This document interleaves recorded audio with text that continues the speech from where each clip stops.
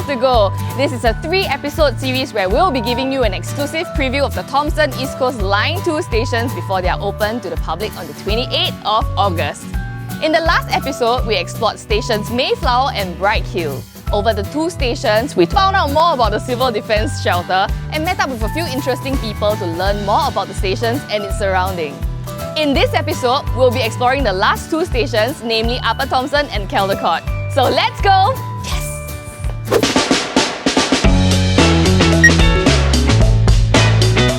So the train is arriving in 1 minute's time, so I'm going to be boarding the train shortly.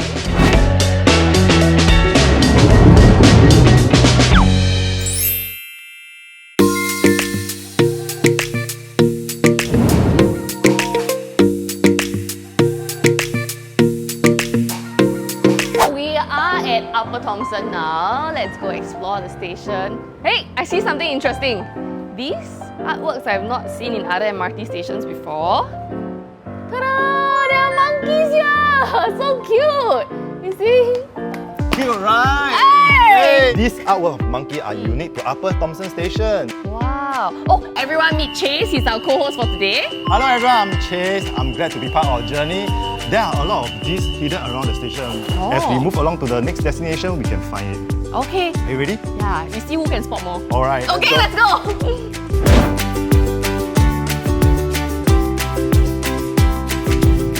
Okay, Chiou, what comes across your mind when you come to Upper Thomson? Oh, a lot of good food! So one of my go-to places is actually Tom Yum Mama, which is a Thai eatery that serves Thai dishes, right? Using authentic Thai recipes from the 1970s, you know? Wow, sounds good. So it's located right outside the Upper Thomson Station entrance number 3.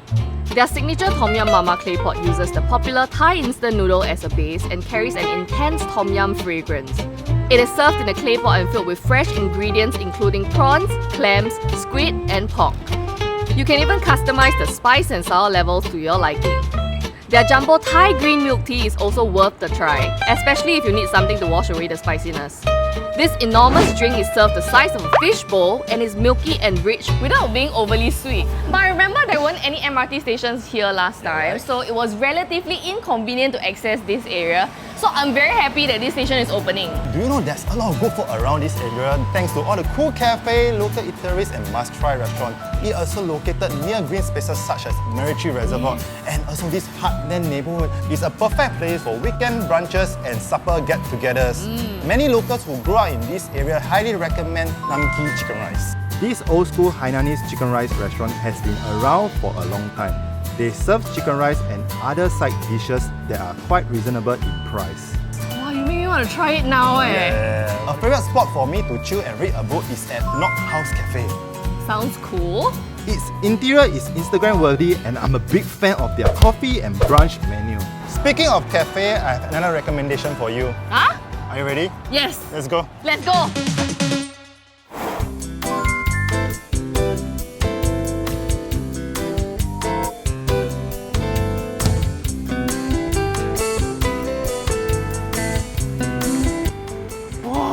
This place is so cozy and beautiful. Nice, right? Yeah. This cafe is called Bellow Cafe. It means beautiful cafe. Just like me. Okay, and true to its name, it's a perfect place for a relaxed Sunday brunch. And their menu are very extensive. What do they have? They have pizza, pasta, brunch menu, and they are especially known for their over-the-top waffle that comes with a scoop of ice cream topped with fruit and macarons. Ice cream, fruits and macarons? Yeah, and their pastry are really good. Let's go! Wow, Nice, right? look at this. Yeah? And this! This is my favorite. You like chocolate cakes? Yeah.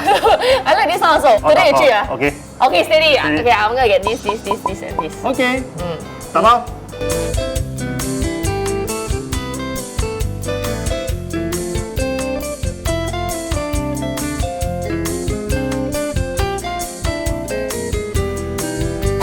Boss, are you aware that the Upper Thomson Station will be opening on the 20th of August? I most definitely am. Really looking forward to it as well. So I know it will improve business by making it more accessible to the shops around here. Yeah, it's so near, right? It is just right around the corner. The other shops will benefit from it as well, no? Especially Thomson Plaza, with direct links to the MRT station. Means you will see me very often. Because usually I come here for weekend brunches. Wow, so fancy! Of course, but boss, can I have a bit of discount? That's when I say you're fancy. Boss, can I also have discount? Why not? Ah, that's good, that's good. But I'm sure you're very excited for the new station opening, right? Yes, we are. Yeah, we're really looking forward to it.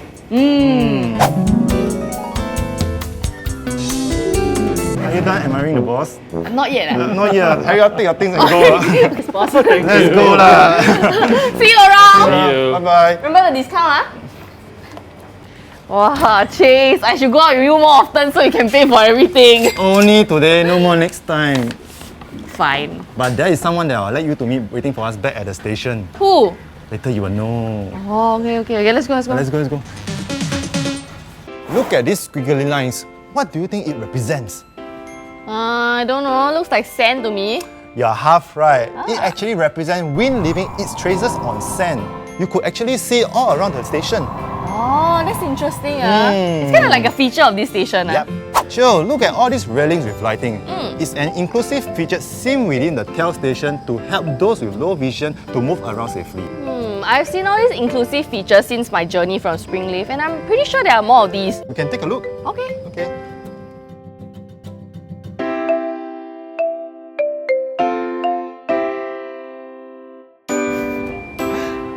Hello! Hello, Ling Yi. Hope we are not too late. Chiou got carried away from buying goodies early on. Sorry, there's so much good food around. Would you like to introduce yourself to our viewers? Hi everyone, I'm Ling Yi. I'm an engineer with LTA Rolling Stock team. Since I joined during TEL Stage 2, I was fortunate to be able to witness on-site train routine tests and make sure that things are carried out safely while making sure that specifications are adhered. Since you're from the rolling stock team, perhaps you can share with our viewers some interesting facts about the TEL trains? Let's step inside the next train and I'll tell you more. Aha! So that you can tell to us more! What does this mean? You know, this is the TEL2 line. You don't get it? Let's go! Hey, I noticed that the display looks different as well. Yes, there's an LCD dynamic route map display where it shows key information such as system map, station arrival, and even tells you which side the doors open from. So that's very informative, Yeah, I see like the stop sign means the door won't be open. The green arrow means the door will be open from there. So it can be updated like to whatever you need at the time, right? Wow, okay. So each train has to undergo self-test during wake-up to ensure that health of equipment are continuously monitored. If the self-test determines that the trains are healthy, they are ready to be launched from the depot, which is where the trains are housed. There's a lot of testing required before a train is fit for revenue service. Each train is about 93 meters long, which is the size of a football field, and weighs 150 tons, which is as much as 32 adult elephants. There are 5 doors per cabin instead of the usual 4 for quicker boarding and alighting.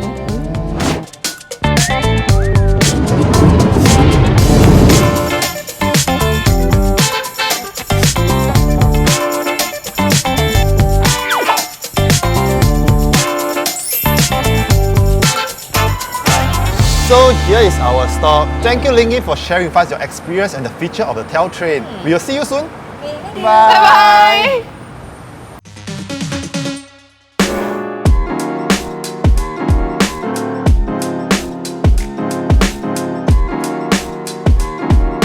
So Chase, this is Caldecott, which is our final stop for today. And do you notice anything in particular? That one? Why so many holes? They're not just holes, Chase. That one. It's actually an artwork, right? That is using the braille design to create smiley faces, you know, to greet commuters as they arrive and depart. So it's sort of like saying a hello to you when you reach the station. But why use brailles? Don't use pictures or my poster. I think you use your poster, nobody's gonna come here.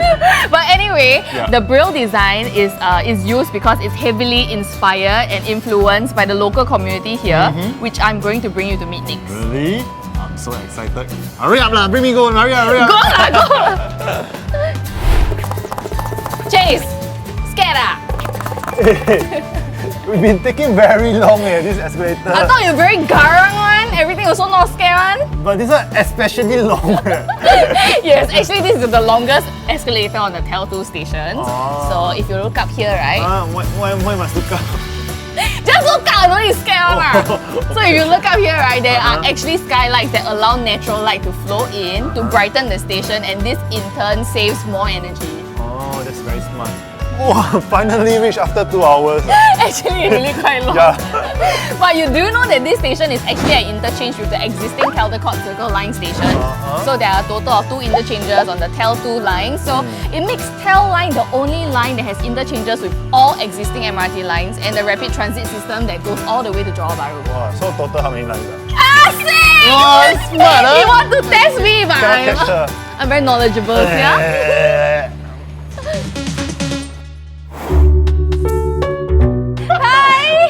Hello, Craigvin. This is my friend Chase. Nice to meet you. Nice to meet you. He would like to find out more about the SAVH and what inspired the station's design, you know. Can you share more with us about it? Sure. So first of all, SCPH stands for Singapore Association of the Visually Handicapped. So we are like the national, what we call social service agency. We provide a range of services to help people with visual impairments and also do a lot of things to help promote the welfare of the visually impaired. How do you feel about the art in transit, right? That was really inspired by, like, you know, the braille design. Really good to have the art there because it gives the station a unique flavor and it also helps to do things like promote awareness of braille. What do the SAVH community feel about the TEL2 station, especially the Caldecott station? We're really happy that there's a TEL line passing right next to us. There are a lot of visually impaired living in the north and the east as well. MRT is a preferred mode of transport for a lot of visually impaired. So what are some of the benefits that the station brought to the SAVH community? Underpass. Oh! Right, so it's another underpass. We totally don't have to worry about errand drivers. And of course, the underpass is sheltered. It's a lot safer, and in case it rains and all. We do already have a traffic junction here, which is quite well designed. Yep. There's the audible tone to alert us when it's time to cross. The contractors for the Caldecott station construction works, they have specially assigned their personnel to watch out for visually impaired passing through the MRT stations. The migrant workers will watch out for visually impaired and bring them through rough patches, dangerous patches. And so we're really glad that everybody is joining in the whole effort. Yeah. Thank you, Craigvin, for sharing with us. I really learned a lot today. Yeah, thank you for your time. Alright, Thank you.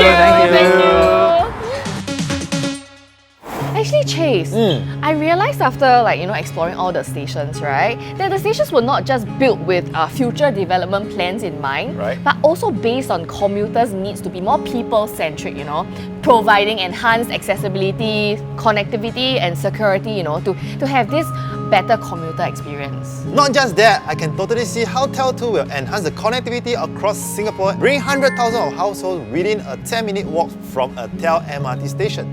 TEL is the only line to have interchanges with all existing lines. How cool is that, knowing that we can travel around Singapore by train? Yeah, and there are many inclusive features, for example, railings with lightings, signages with greater contrast, and platform seats with backrest. This goes to show the commitment into building a more inclusive public transportation system. The best part of my journey was actually meeting the people who brought the stations to life. From people working tirelessly on their jobs to make sure that the trains and stations were fully operational, to the people who lived within the community that indirectly contributed to how the stations were designed. But anyway, since we have time now, right, shall we take another ride down the long escalator? Again? Why? You scared? Not scared. Let's go! Wow. Having this backrest really feels very good. I wish I still have one. Aww, first come, first serve. It's okay. Anyway, thank you for joining us, Chase. I hope that you have had fun today. Of course I do. How about you, Chiou? Honestly, right, I really love how personalized every train station is. It kind of has like a flavor of the local community around the station. Like, it's very unique to me. What about you guys? Do you enjoy seeing the stations as much as I did? So we have 2 questions for you. Which was your favorite station and why? And the second one is, how many interchanges are there at TEL2? So drop us the answers in the comment section below, okay? And lastly, don't forget to visit the TEL2 station in person. Yes, yes, yes. Don't forget to visit the eateries, right? Because the food is really good. I tried them already. I can certify for you, seriously. Food again. Bye-bye! Bye!